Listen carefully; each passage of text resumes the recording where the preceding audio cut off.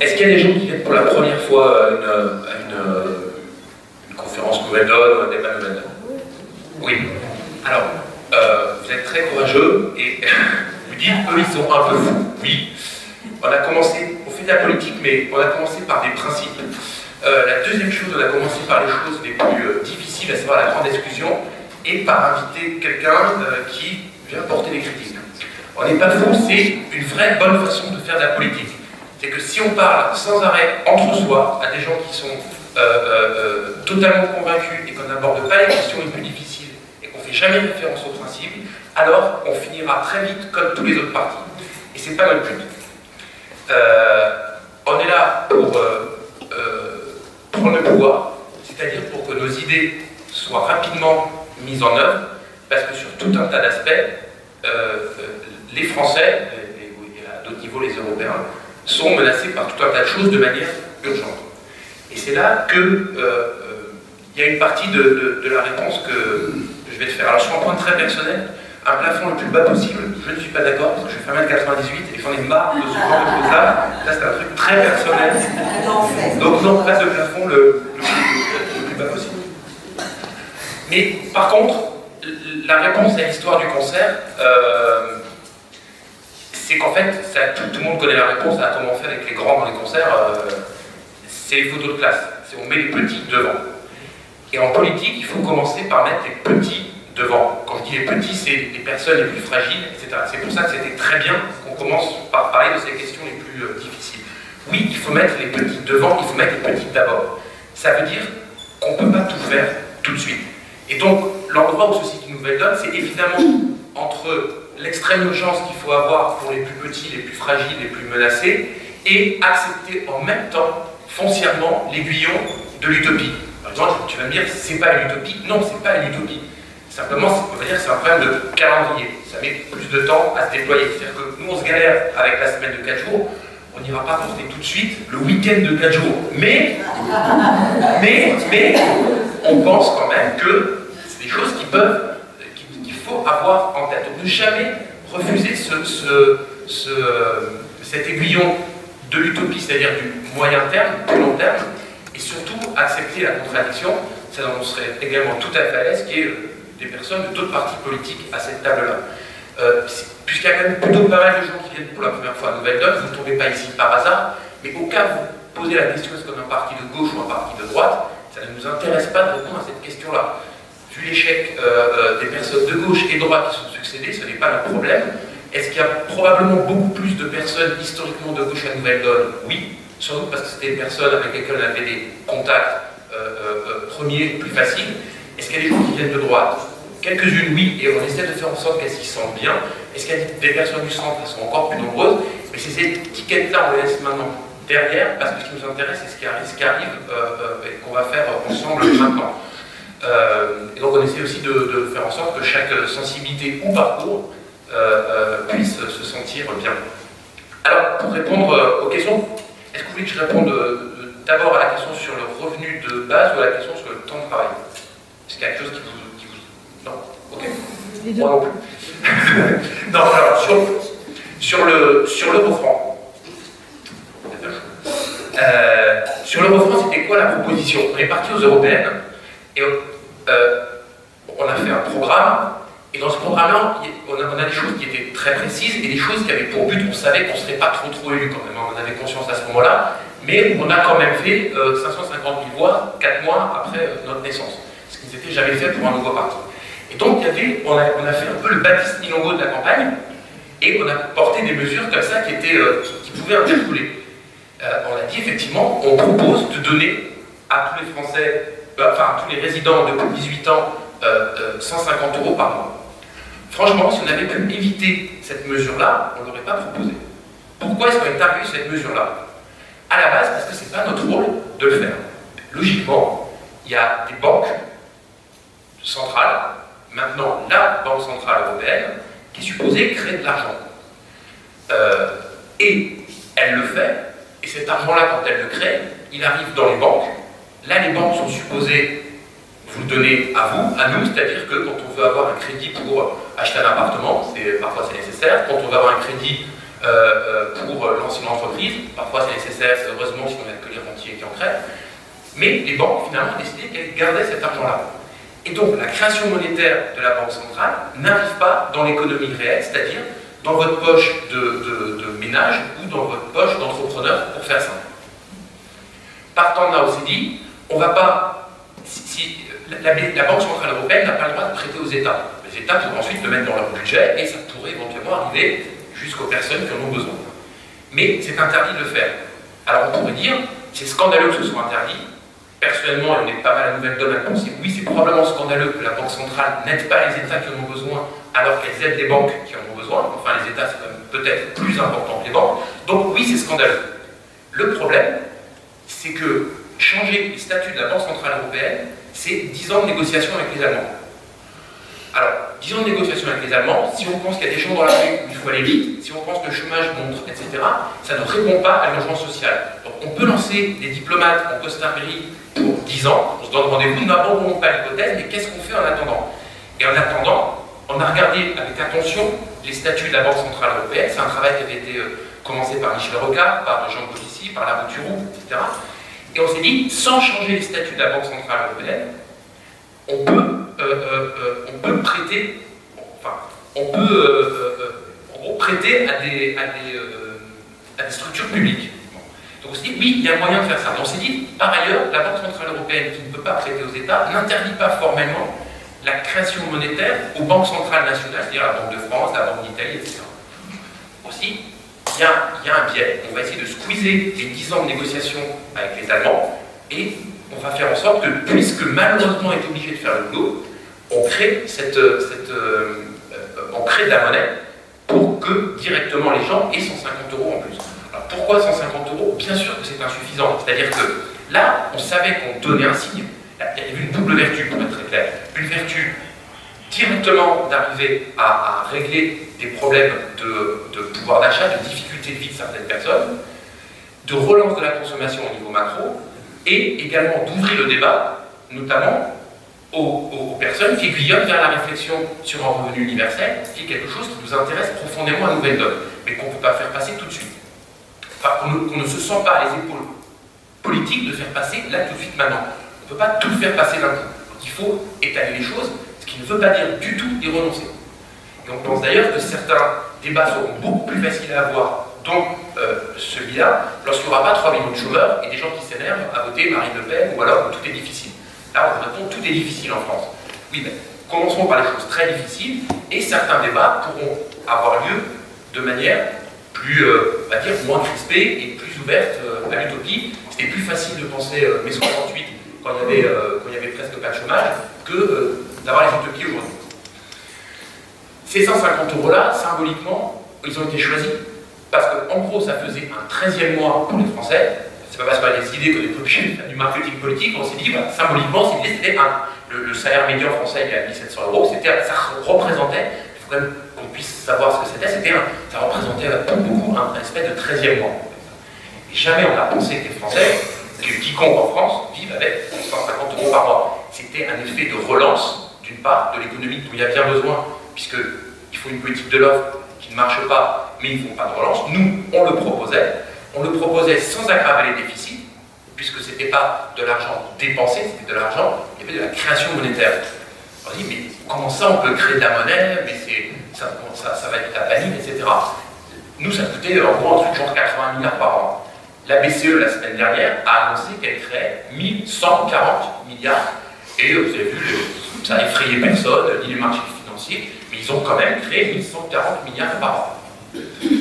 Deuxièmement, ça a une vertu, c'est que vous savez que les prix n'arrêtent pas de baisser et on s'approche d'une zone d'inflation. Excusez-moi, bien sûr, de déflation. Il n'y a presque plus d'inflation. Voilà, on est au bord de la déflation, qui est une zone économiquement très dangereuse.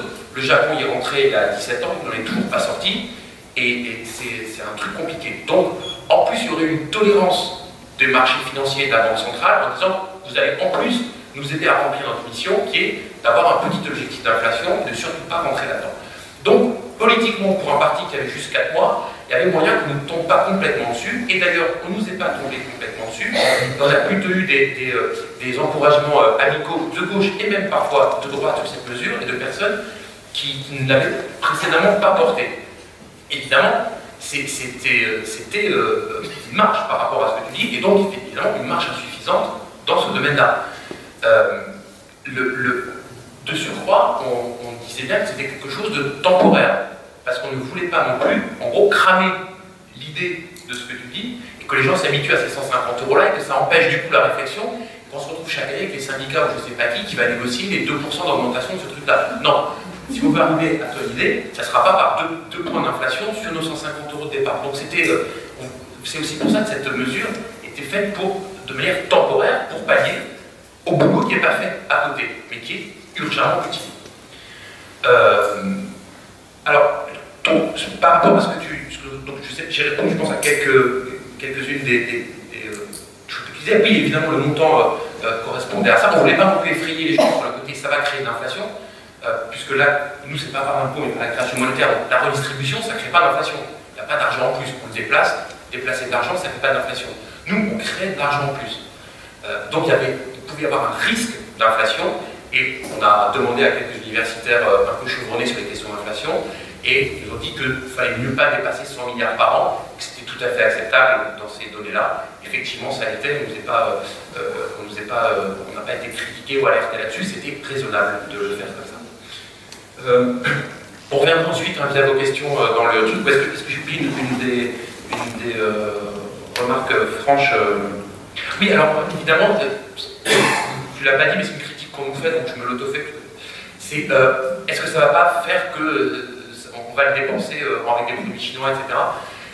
On a dit, il faut le mettre que sur les produits écologiques, ou alors que sur les produits. On ne peut pas rentrer, si on veut faire une mesure, il faut qu'elle soit simple. C'est-à-dire que les usines à gaz à la 35 heures, y compris pour des fins du temps de travail, on sait ce que ça peut donner. Donc là, on ne va pas dire aux gens, on va vérifier que le produit a 43% de français, et pas. On ne veut pas rentrer dans le porte-monnaie des gens et dans la vie des consommateurs. On peut les inciter, etc. Mais s'il faut que le coupon, il marche, c'est beaucoup trop compliqué. Les entreprises sont en plus incroyablement douées pour faire du greenwashing, et a fortiori les grosses que les petites. Donc une usine à gaz, les grosses en auraient profité au détriment des petites. C'est 150 € pour tout le monde. Et effectivement, on n'a pas jugé de ce que font les personnes de 150 €. Parce que le bobo, il est assez d'accord pour dire 150 €, oui, si c'est pour acheter un produit local, made in France, etc. Mais il y a des gens qui n'ont pas les moyens de se payer des vêtements, qui n'ont a fortiori pas des vêtements de luxe. Et donc peut-être qu'effectivement, les 150 premiers €, ce sera pour l'instant des vêtements made in China. Le plus important, c'est qu'ils puissent juste avoir les vêtements de plus dont ils ont besoin. On n'a pas rentré dans cette logique-là à ce moment-là, d'autant plus que c'est un coup de main. C'est pas du tout un projet qui va structurer la consommation des gens, structurer notre rapport aux produits chinois. On a d'autres mesures pour faire ça. Et donc il ne faut pas demander à une mesure de régler tous les problèmes. Une mesure, à nous maintenant, on essaye qu'elle cible quelque chose de très particulier, comme ce que Anne a dit tout à l'heure. Quand on déplace le fonds de réserve des retraites vers le logement, on essaie pas de tout révolutionner, c'est juste incroyable. On peut mettre 36 milliards sur le logement sans que ça coûte 1 €. Parce que c'est pas du déficit, c'est on le déplace.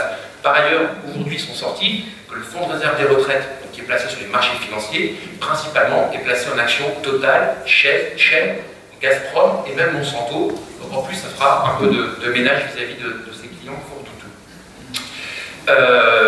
Sur la RTT. Alors, sur la RTT, là, c'est effectivement, on a été, une bonne partie des personnes de Nouvelle Donne ont auparavant été dans un collectif qui s'appelle le collectif Roosevelt et qui a fourni bon nombre d'idées.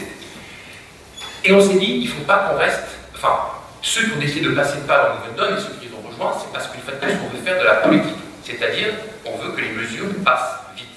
Aujourd'hui, le chômage en France, il augmente au rythme de 1000 chômeurs de plus par jour. C'est-à-dire que, très précisément, ce n'est pas un chiffre, un slogan, il se trouve que c'est comme ça, il n'y a vraiment plus rien. Hollande est là depuis 945 jours, depuis 944 jours, pardon, il y a 945 000 chômeurs de plus. C'était pareil sur les 18 derniers mois de Sarkozy. C'est-à-dire que Sarkozy ou Hollande égale 1000 chômeurs de plus par jour. C'est une ligne droite comme ça. Donc il y a urgence. Donc il faut qu'on fasse passer des mesures rapidement, et on va voir pourquoi. Alors qu'on se galère depuis pas mal de temps, ceux qui portent le temps de travail, tout peut se débloquer très vite. Et les gens là qui vont porter des nouvelles donnes, qui vont militer, oui, tout peut se débloquer très vite, alors même que ça a été bloqué pendant pas mal d'années. Il y a des moments de bascule. Et que si aujourd'hui, on arrive en proposant la semaine de 3 jours, même si ça a des fondements philosophiques, humains, etc., qui méritent largement d'être entendus et qui font partie du débat et qui vont nous guider ensuite, on n'y arrivera pas. Parce que là, on passera pour des charlots, dans le sens, non pas parce que nos idées sont fausses, parce qu'on sera traité de charlots, on ne sera pas des charlots, mais le gap sera trop important. Et donc, de la même manière qu'il faut y aller marche par marche, je ne vous dis pas qu'en 2022, le programme ne sera pas la semaine de 3 jours. On n'en sait rien, il faudra regarder précisément les choses. Et puis, ta réflexion, qui est passionnante pour les salariés, a quand même a comme limite dans l'agenda politique, c'est que nos temps pleins subis, moi je suis d'accord avec toi que nos temps pleins subis, mais je veux bien faire passer le cas des temps pleins pour une fois, après le cas des chômeurs subis et après le cas des temps partiels subis. C'est-à-dire qu'il ne faut pas y renoncer et forcément il y a un ordre. Alors on peut dire que si on s'attaque à ça, ça résout d'autres problèmes. Qu'est-ce qui est le plus facile et le plus urgent? Aujourd'hui, moi, ce que je trouve hallucinant, c'est le chômage subi. Ce que je trouve hallucinant, c'est le temps partiel subi. Réglons ça et ayons plus de temps et de sérénité pour s'attaquer au temps plein. Cela dit, parmi les temps pleins, il y a des temps pleins qui ne sont pas pleins. Il y a des temps surpleins. C'est-à-dire, il y a 3,2 millions de chômeurs en catégorie A, enfin il y en a 6 millions en tout, et il y a 3,2 millions de personnes diagnostiquées au bord du burn-out. Donc quand on a 3,2 millions de gens qui travaillent zéro, et 3,2 millions de gens qui travaillent tellement qu'ils sont au bord du burn-out, les deux chiffres mis face à face montrent bien qu'il faut faire quelque chose. En plus, moi j'ai envie que tes 3 jours, ils arrivent probablement un jour, parce que, à titre personnel, je prends cette réflexion-là. Mais, à mon avis, si au début du XXe siècle, on avait demandé direct le week-end, on ne l'aurait pas eu. C'est-à-dire que l'histoire des négociations nous montre qu'on a commencé par le dimanche, puis le samedi, puis les congés payés, et que probablement, ces marches à passer ont permis de gagner du temps dans cet avancement. Alors on peut dire oui, mais pour ceux qui veulent le week-end, on ne saura jamais s'il avait demandé, s'il aurait... Moi je pense qu'il ne l'aurait pas eu tout de suite. Bon. Et étant donné la difficulté historique, il y a déjà eu à négocier ça. Il a même fallu que la CGT et l'Église se mettent d'accord pour avoir le dimanche. Mais pas fréquent dans la vie, pas si fréquent que ça. Donc il faut arriver à créer des alliances sur des bases raisonnables à proposer. Il y a un gros travail de pédagogie. Et il faut surtout avoir des résultats rapides. Or, si on passe à la semaine de 4 jours, qui est en fait 4/5e, on aura des résultats rapides.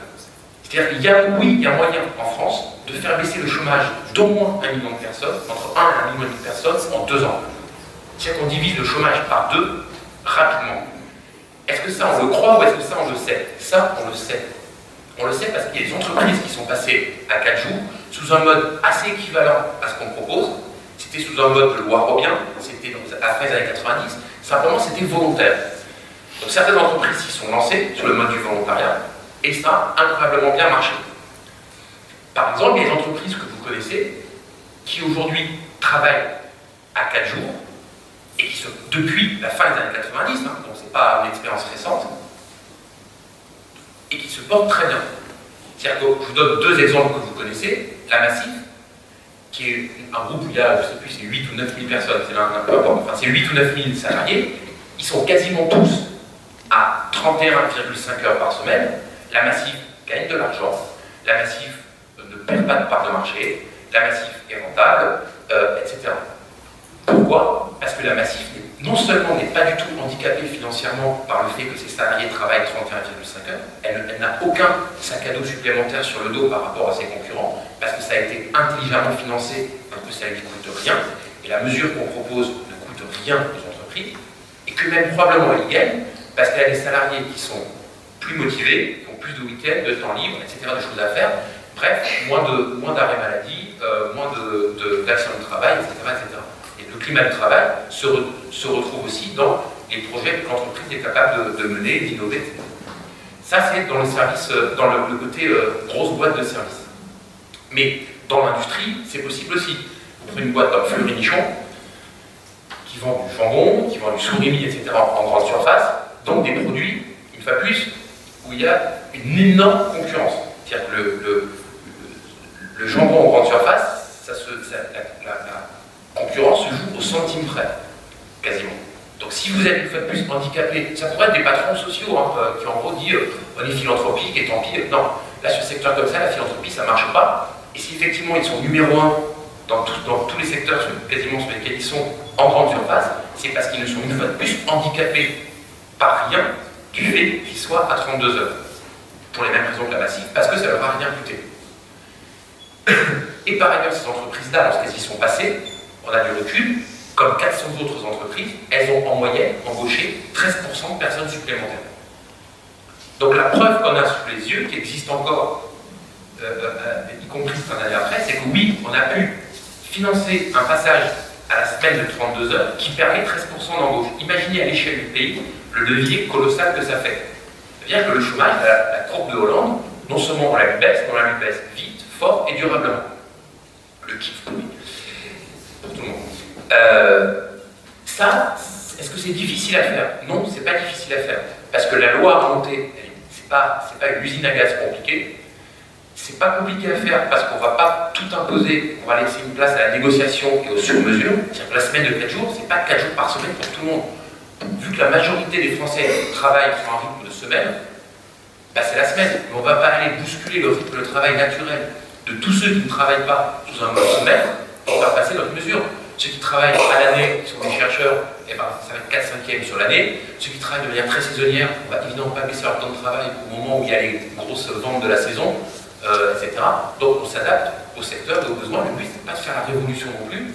On fait totalement confiance aux organisations patronales et syndicales et aux salariés pour voir comment est-ce que ce 4/5e-là leur convient, lequel il faut prendre.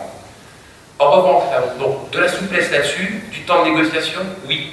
En revanche, totalement inflexible sur le fait que, si ça ne coûte rien, c'est parce qu'on baisse les charges, et ces charges-là, on ne les baisse que s'il y a des créations d'emplois, en aucun autre cas. Y compris des créations, et dans les créations d'emplois, on compte les temps partiels subis qui veulent passer à temps plein. C'est-à-dire que quelqu'un qui passe d'un mi-temps à un temps plein suite à ça, son 0,5 de création est bien compté dans l'entreprise. Sinon, ça ne profiterait qu'au temps plein. Il faut évidemment déprécariser tous les métiers qui abusent de temps partiel subi. Là, vous connaissez tous les femmes de ménage qui ont 3 employeurs dans la journée, etc. Et pas que dans tout un tas de secteurs, dans la grande distribution aussi, enfin, qui abusent de ça.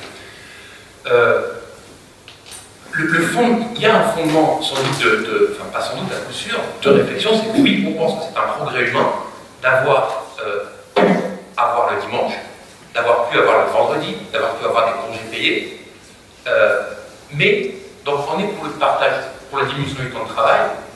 Moi je vais vous répondre, j'en sais rien. Ça c'est un débat philosophique que chacun peut avoir. Je ne suis pas pour que le nombre de travail, économiquement, je ne suis pas à l'heure actuelle pour que le nombre d'heures travaillées par la France dans l'année baisse. Je ne suis pas pour que le temps de travail des chômeurs baisse, je suis pour que le temps de travail des chômeurs augmente. Et je suis également pour que le temps de travail des gens qui ne travaillent pas assez, qui du coup ont des mini-revenus, augmente. Donc la réduction du temps de travail, personnellement, je suis d'avis qu'on n'en parle pas. Parce que du coup, il faut parler de partage du travail. Est-ce qu'on est pour le partage du travail à Nouvelle-Donne? Et on ne peut pas être pour le partage du travail. Le travail est déjà partagé. Simplement, il est partagé d'une manière qu'il y en a 10% qui travaillent zéro. Donc c'est pas la droite joue, enfin la droite de mauvaise foi joue tout le temps ce truc-là. Il ne faut pas partager le gâteau. Ah bon? Mais il est déjà partagé le gâteau. Il y en a juste qui ont bien ils ont une assiette vide. Donc la question c'est pas partager ou pas partager. La question c'est est-ce qu'on pense que humainement, économiquement et socialement, le partage actuel qui existe est efficace? Enfin, on pense, et c'est pas très compliqué, on pense effectivement qu'il n'est pas efficace. Il est injuste, et honnêtement, si on veut globalement que l'activité reparte, y compris pour n'importe quel patron, ce qui lui manque aujourd'hui, c'est les clients. Effectivement, quand on commence à s'attaquer au chômage et à la précarité, les clients, ils reviennent. Donc c'est bon pour tout le monde hein, de faire ça.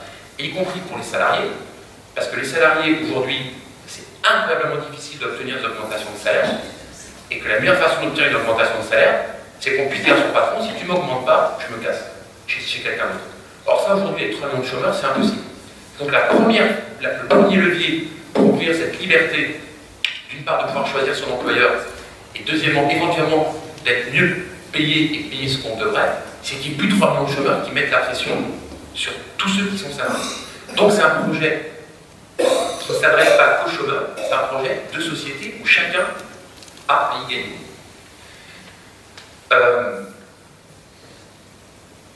Là, en revanche, on arrive à un point aujourd'hui où la technologie, la productivité, et là on se rejoint, même si enfin, tu pointais qu'effectivement qu'il ne fallait pas forcément compter sur les gains de productivité. On pouvait avoir une démarche sans cette question-là. Il se trouve que par ailleurs, on arrive à un point aujourd'hui où la technologie nous a offert le vendredi. Et on a refusé. Politiquement, on a refusé de prendre notre vendredi. Tous ceux qui sont à temps plein.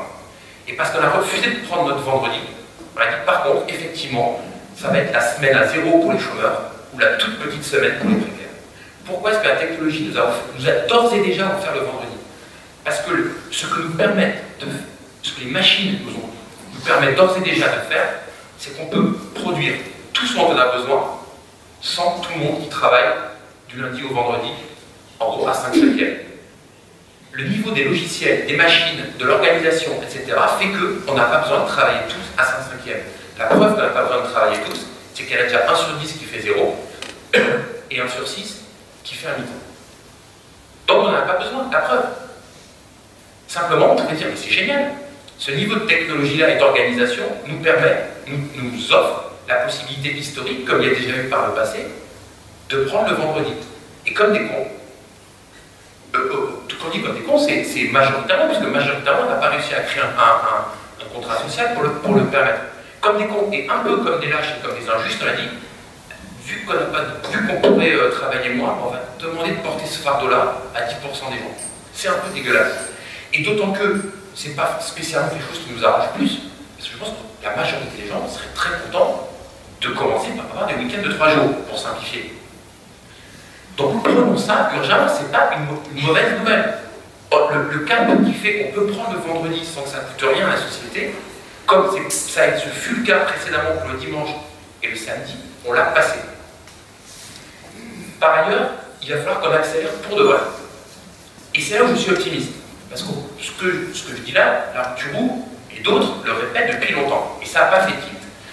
Je vous promets que ça va faire tilt. Ça va faire tilt parce que de plus en plus de gens dans les pas de Nouvelle Donne ou sympathisants de Nouvelle Donne, vous êtes obligés de tous adhérer sur le rythme, mais essayez quand même, on a besoin de monde. Il va y avoir des gaps qui vont se passer. Je ne vais pas faire le prophète parce qu'il n'y a plus besoin de faire le prophète. Qui récemment s'est prononcé publiquement sur ces questions-là? Des personnes qu'on n'attendait pas. Le boss de Google a dit, maintenant, vu le niveau de machine qui arrive, il va falloir bosser 4 jours.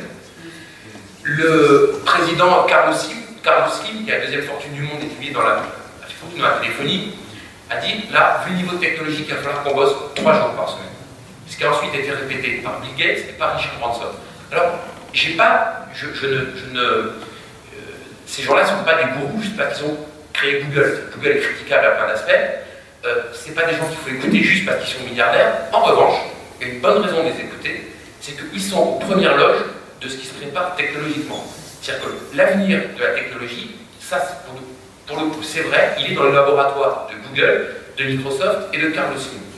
Donc eux, ils savent très bien ce qu'ils viennent de faire et qui n'a pas donné toutes ces conséquences. Et surtout, ils savent très bien ce qu'ils sont en train de préparer. Et donc là, il se trouve que quand ces personnes-là parlent, les médias commencent à dire, parce que là, pour le coup, c'est Google, on commence à écouter. Ce qui fait que pour de vrai, il y a eu plusieurs couvertures de magazines, l'Expansion, le Parisien Magazine, de plus en plus sur les robots vont-ils piquer nos emplois? Si on ne fait rien, la réponse est oui. De manière certaine. Et souvent, pour que ça sorte du débat politique, il faut qu'il y ait des choses qui marquent. Et je suis persuadé que la figure du robot comme menace est quelque chose qui arrive dans nos imaginaires. C'est pas de la paranoïa, c'est exact. Mais le robot ne menace que si on ne fait rien. Le robot également peut libérer du temps, peut libérer des énergies, peut libérer plein de choses. Il ne faut pas être technophile et technogaga du tout, il faut se méfier incroyablement de tout ça. Et quand on voit Stephen Hawking et Elon Musk et Bill Gates qui s'inquiètent de l'intelligence artificielle, une fois de plus, on a raison de s'inquiéter, il faudra surveiller ça de très près. Et ça, c'est la partie, on va dire, la plus angoissante, la partie presque philosophique. Il faut faire très attention à ça. Et d'ores et déjà, les niveaux technologiques qui arrivent sont colossaux. Et très plus, c'est pas une nouvelle donne, c'est le président du cabinet Bain Consulting, Charles-Édouard Bouet, il vient de rendre une étude qu'un cabinet de conseil mondial qui s'adresse aux entreprises. Eux, ils vendent très cher aux entreprises des choses pour les préparer à l'avenir. Et il vient de rendre un rapport qui explique qui a été sous-lu par la presse. C'est-à-dire qu'ils en ont parlé, ils n'ont pas exactement pris conscience parce qu'il y a eu l'effet de sidération. Que la France pourrait perdre 2 millions d'emplois d'ici 2020. C'est pas 2 millions de chômeurs de plus, hein, c'est perdre 2 millions d'emplois. 2 millions d'emplois, ça ne veut pas non plus dire qu'on licencie 2 millions de personnes. Aujourd'hui, la majorité, les licenciements, les plans sociaux, c'est la minorité des entrées à Pôle emploi. Comment est-ce qu'aujourd'hui les postes disparaissent parce qu'on les ferme? Qu'est-ce qui Total a annoncé hier matin, ce matin, je sais plus, qu'ils allaient supprimer 2000 postes. Ils vont licencier personne. Les départs à la retraite suffisent. Total, à la base, ça va. Mais ils vont quand même supprimer 2000 postes. Si vous prenez dans l'agriculture, il n'y a pas de licenciement dans l'agriculture. Ça n'existe pas. Enfin, c'est pratiquement pas, il n'y a pas de plan social dans l'agriculture. Simplement, vous avez un agriculteur qui part à la retraite, son voisin lui rachète le champ, du coup le champ est rentable pour acheter des machines plus grosses, et il faut un mec avec un tracteur plus gros, là où avant il y en avait deux. Et il n'y a pas eu de licenciement, personne n'est rentré à Pôle emploi. Et c'est comme ça que les emplois se perdent dans l'agriculture, dans l'industrie, et évidemment, maintenant dans les services. Et dans ce livre, il y a de ce rapport, il y a un truc qu'il faut vraiment avoir en tête.